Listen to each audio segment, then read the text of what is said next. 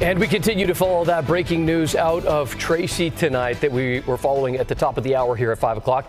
A warehouse fire, a distribution center warehouse fire has engulfed this medical distribution center again in Tracy specifically. It happened about 1 o'clock this afternoon. That's when it was first reported at the Medline Industries facility along Promontory Parkway.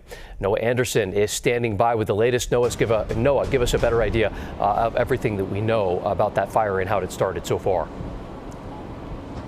Yeah, well, Eric, you mentioned it. You can see the flames just behind me, or excuse me, the smoke that is coming out of this Medline facility here in Tracy. I want to step out of your way so we can get a closer shot of some of this dark black smoke that is still billowing out of this distribution facility. This is a 1 million square foot facility. And on our left here, you can also see a ladder going up from the fire department, possibly to attack that plume of smoke that is coming out of that left side of the building there.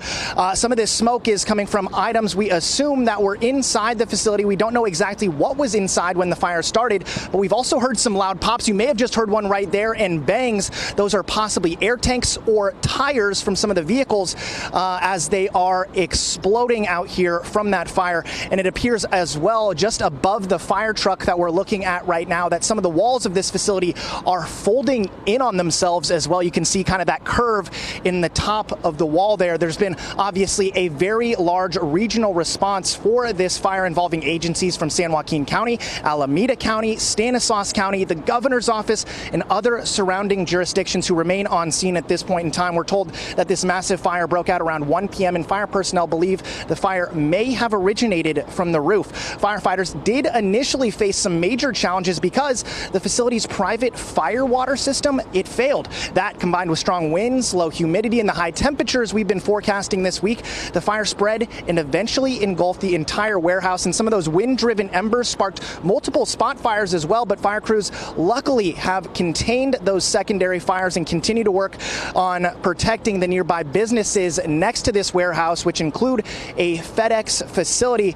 But as it comes to that water issue they were having as of now, the municipal water is now steady and continues to help those firefighters in their efforts. The building was evacuated today, so all the employees and the on-site personnel were accounted for. That is good news. No injuries have been reported so far. And now I want to bring up some sound from one of the people from the Tracy Police Department who addressed getting all of the people out of this building and where we go from here. That happened just moments ago.